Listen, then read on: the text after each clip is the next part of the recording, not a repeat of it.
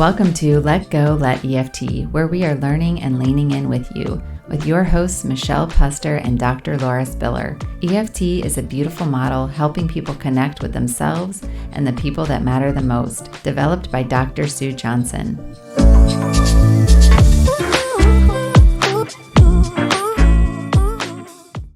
Hi, Michelle.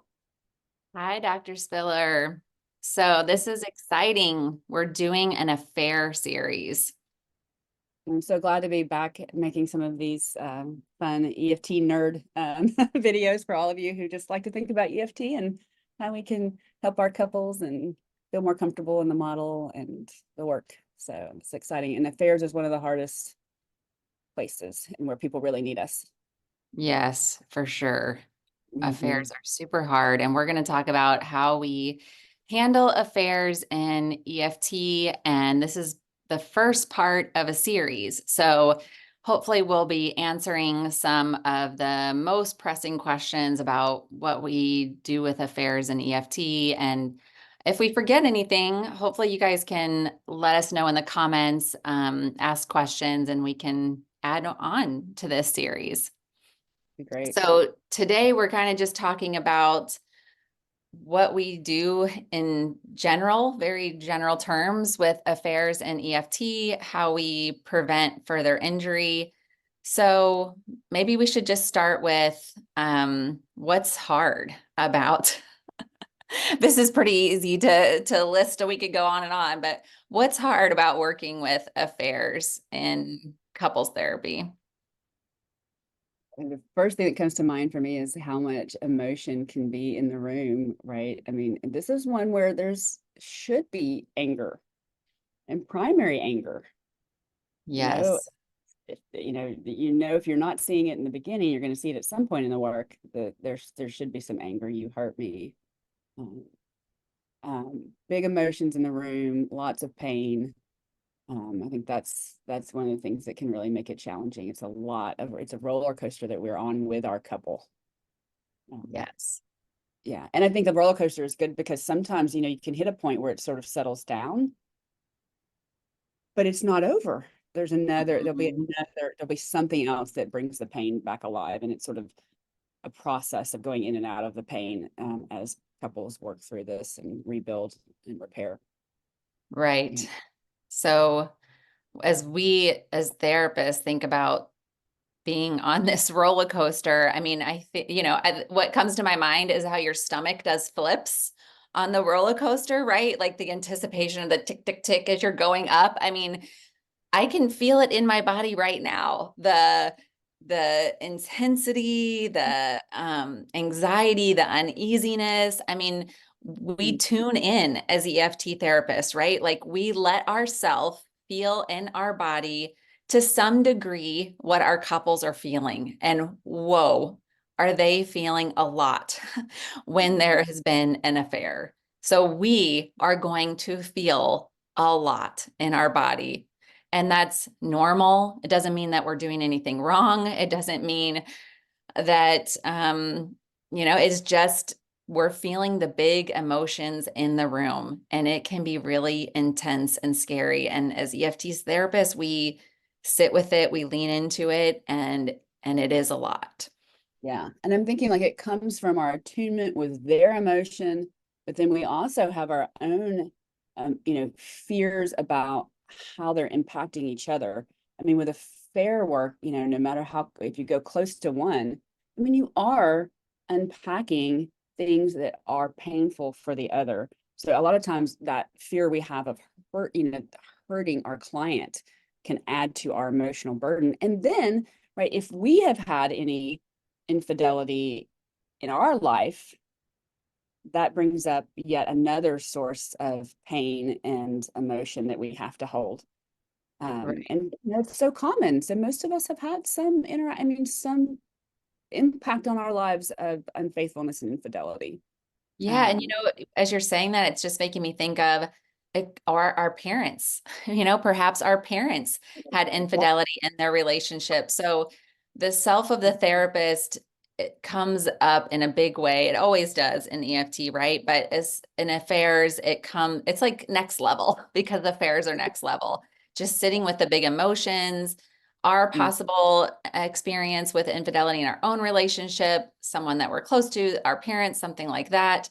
There's so many ways that our attachment system and our nervous system is going to get revved up when we're sitting with a couple who's had an affair. Yes.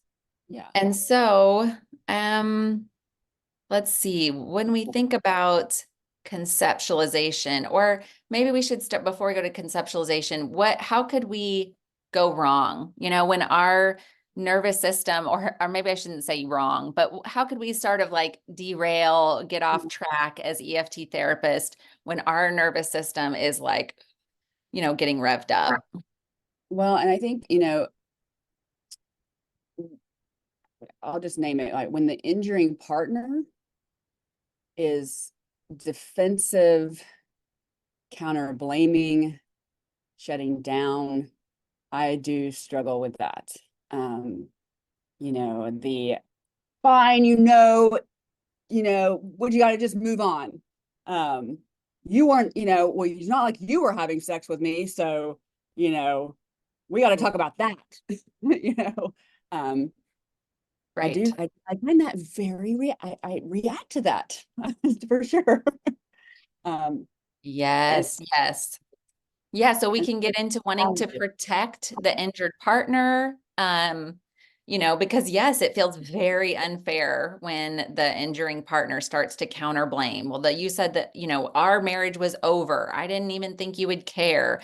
Or yeah, you weren't having sex. All the blaming statements that can come out. So we might want to lean in and protect the injured partner. And we might get angry at the injuring partner, and we Yeah, might get frustrated with them, which of course isn't going to be helpful at all, right? But it's so normal. I feel like this is a good affairs is a good way to remind ourselves like we need to ground ourselves, like we yeah, need to feel our seat in the chair. We need to, remind ourselves to do some grounding exercises. Like sometimes I'll put my hands on my legs to like remind myself to be in my body, because we can get pulled into their story and then into yes, their cycle. And if we know that ahead of time, it might be a little easier to, not get pulled in. Another thing we might do is start to try to fix it and get very prescriptive and say, you guys need to be doing this and you shouldn't be doing that, and kind of like step out of the emotion, step out of the pain, and yeah, just get really prescriptive, which yeah, also isn't helpful. right. And I think, just tying the together what we've been talking about, when I'm on that emotional roller coaster and there's something I'm seeing in their moves in their cycle that kind of brings up some feelings of, powerlessness or hopelessness about changing things for me, that's when I'm especially triggered into lecturing, fixing, prescribing. And so, being able to slow it down for ourselves as well as for them. Um, I mean, I think being able to take some slow, deep breaths, I mean, it's helpful for everybody. You're modeling, you're creating space and time. There's no shame in that. Even saying, wow, this is a lot. I think I'm gonna like take a minute and just breathe into this. I'm gonna breathe into this. I want to feel my feet on the ground here because I can feel how heavy this is and how painful this is. You know, and I I want to love appreciate that. I want to be able to appreciate it. So I think we need to slow down here. I need a few deep breaths here, too. Um, I love how you're letting us know not only is it okay and important for us to ground ourselves, but we're also modeling something for the clients, because they will get revved up and they're going to get caught in their story, and they're going to be, maybe in the throes of blaming and counter blaming, yelling, all of the above. And mhm. so it is so helpful to be able to pause and slow down.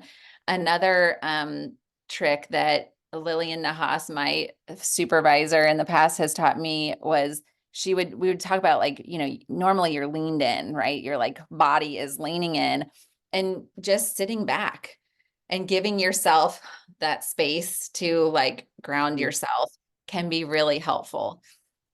So there's Mhm. things that we can physically do to help our nervous system. And as you pointed out, we're also modeling that for the couple and Mhm. helping them be able to slow this like tornado down that is coming in as they're trying to sit with and talk about these painful events, experiences. Right. Yeah, there's so much.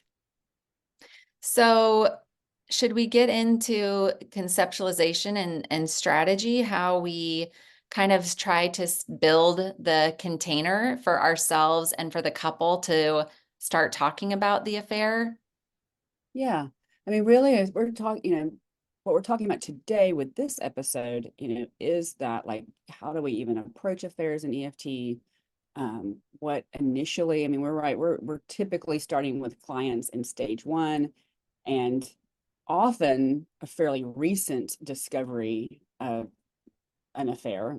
Um, and so, they're looking to us for some stabilization. And often that, we've got lots of different goals along our path, but initially, we are trying to say, there's hope. You're no longer alone in trying to figure this out. Yes, of course, it's so hard for couples. Couples really often, I mean, the same things that created the gaps in your relationship are going to make it hard for you to repair this wound. So I'm so glad you're here. We have I mean, we have some ways to help you with that. You don't have to do this alone. We're going to kind of see, how we can make this a safer, repair process for you. Yes, it's going to be painful, but I'm here, just, trying to let them know that there's some hope, that they've made a good move by coming in for therapy. And even that can bring down their distress a little bit. Yeah, yeah, I love that. It just made me think of it's kind of like two people in an ocean drowning and they're like flailing and panicking, really. And then Yeah. we come along and we have a boat, like we have some life preservers that we can give them. We can't just like swoop them out of the water, maybe the way that we would want to, but we're not in the affair situation, we're not in the relationship. So we can provide that container and safety. And I love what you said, hope, right? Like letting them know they're not alone. There is hope. There is a way through this, and we can help them. And even for ourselves, I think that can be helpful. Like to remember that that is grounding for people, to Yeah. remember that that provides some hope and safety and a sense of like, okay, I can breathe for a second, knowing that I don't have to figure this out all by myself.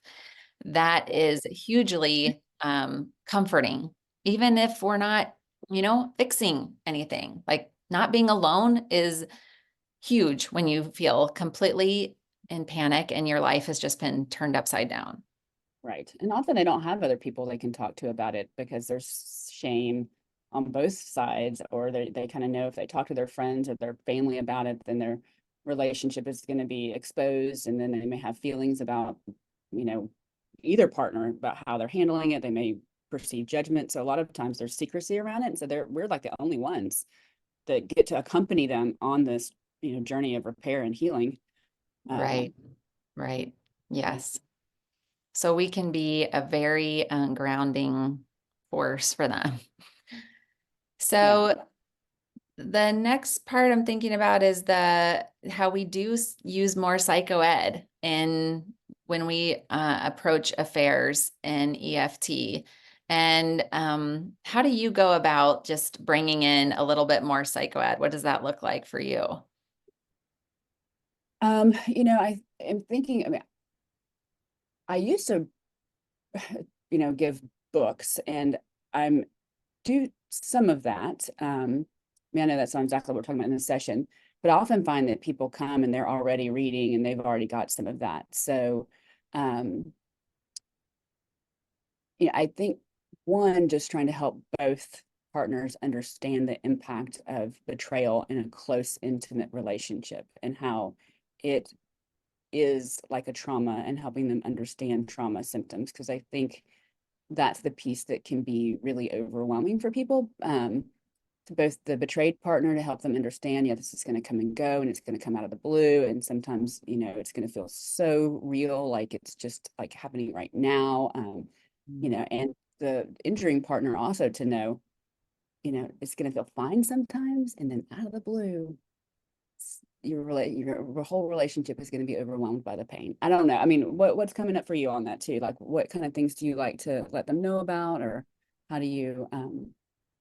Yeah, I find that with affairs, it is a lot more directive, and especially talking about the impact and teaching them that it is an impact similar to a trauma, and teaching them about hypervigilance and how someone that's like, I don't know, so with technology, or maybe a novice, all of a sudden becomes like an amazing private eye detective because Mhm. overnight, right? Because that's what our nervous system can do when we're in panic, and that you can be totally fine driving down the road, and a smell, a song on the radio, a show you're watching, something comes up and triggers the affair, and the thoughts come flooding back.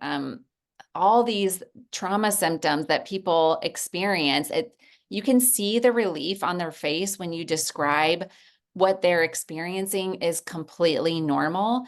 And Mhm. so that helps with the injured partner. And also, like you were saying, with the injuring partner, a lot of times people feel like, well, what am I doing wrong? I've answered all their questions. I've done this, I've done that. And then all of a Yeah. sudden, out of the blue, they're upset all over again. And it's so helpful for them to know they might be doing everything like as well as they could, and it's very normal to still have all of the tidal wave of and roller coaster of emotions, and the fleeting thoughts, and the disturbed sleep, and all of these things that are going to happen, and holding them in so that they can in turn hold their partner, right? Because if they're not, like, of course, like you said, it's so hard if they're shut down or defensive or doing the counter blame thing. Like, that's a whole other piece, which we will talk about in later in the series. But if they're not stuck in those things, or when they can step out of those things, they have a big job.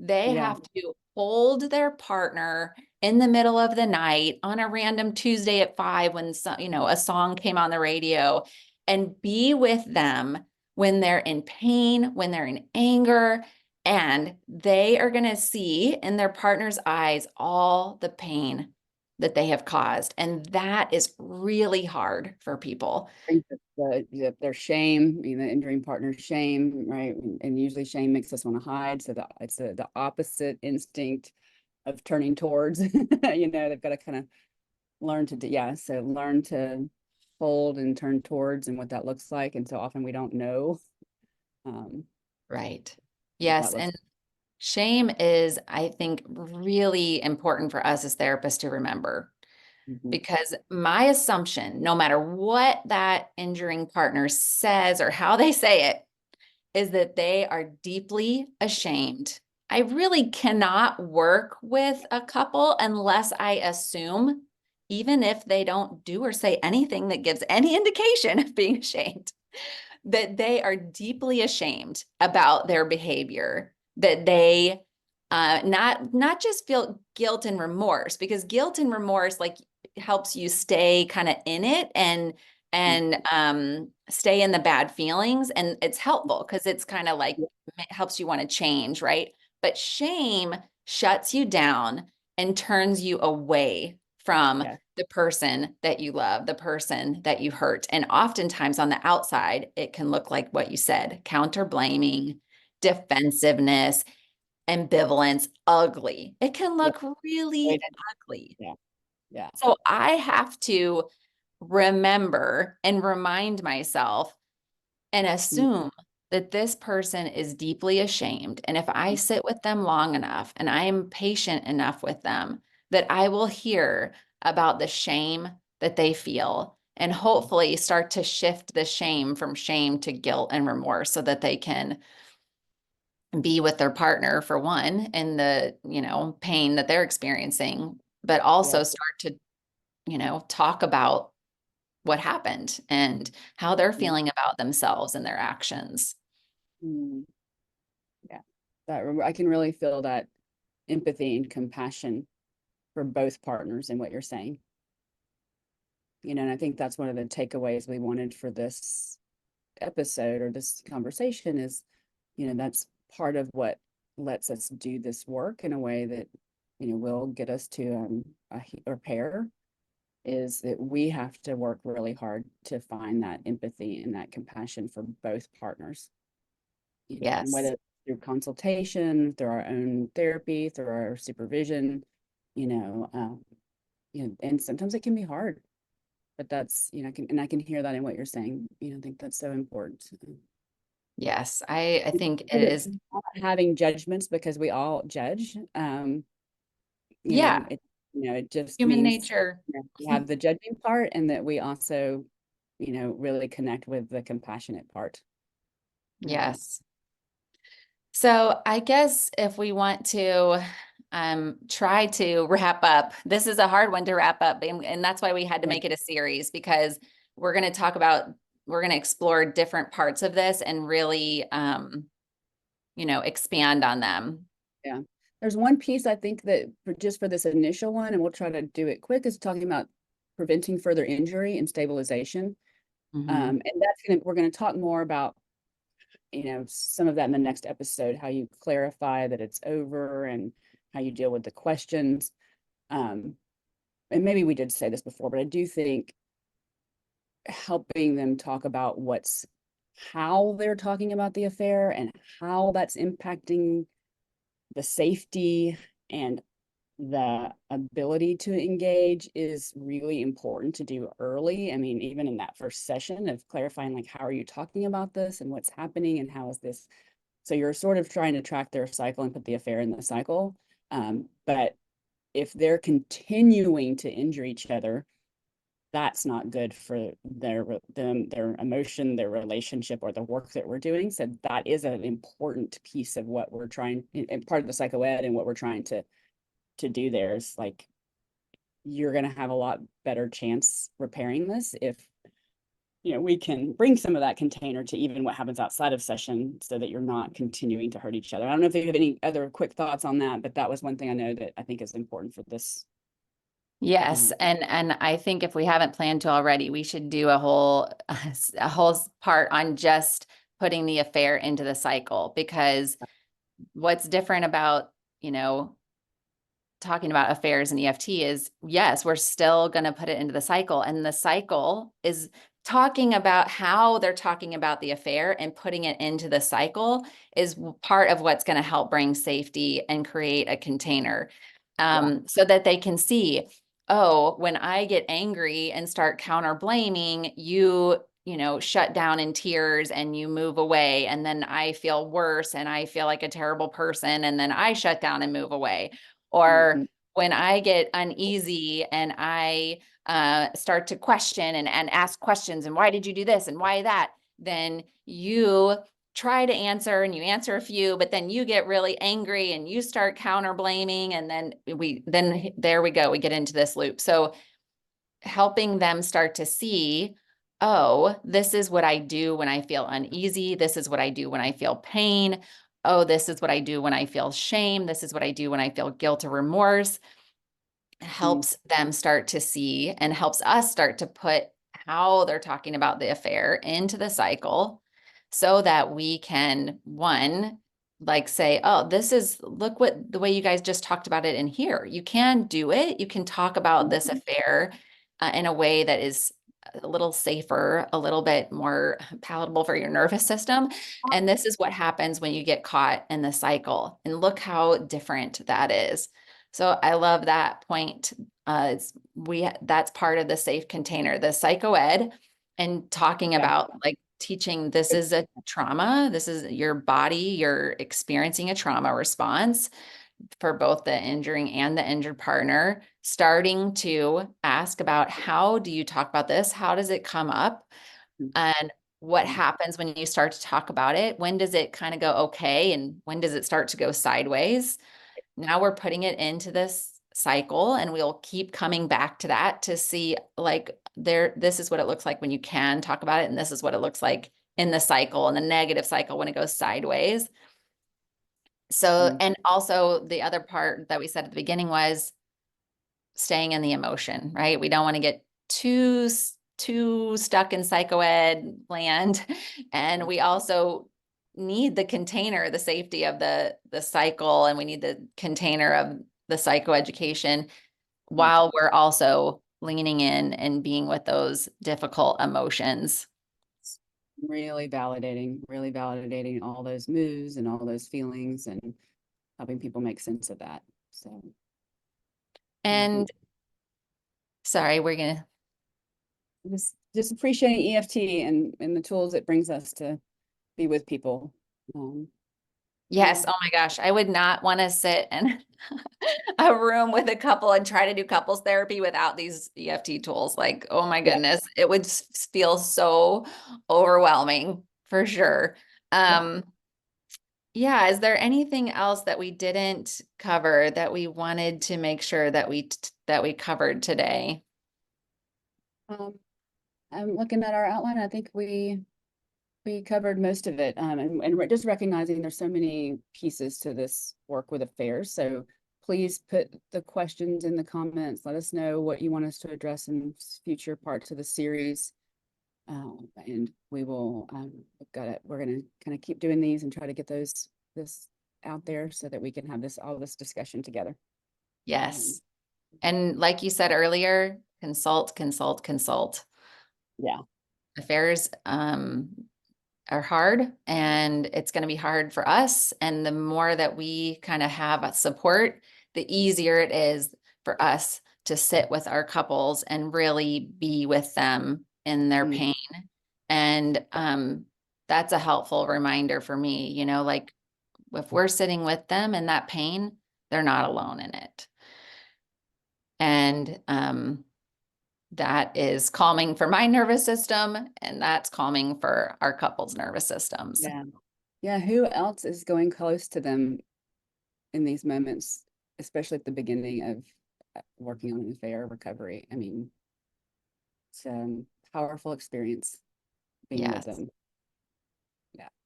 All right. Well, join us for next week. We're going to be talking about clarifying that it's over in the and also some of the more of the details and the kind of the questions that we need to ask that aren't typically, part of EFT. They're more assessment questions related Mm. to when there's been an affair. So join us for that next time, and we'll see you there. Thanks.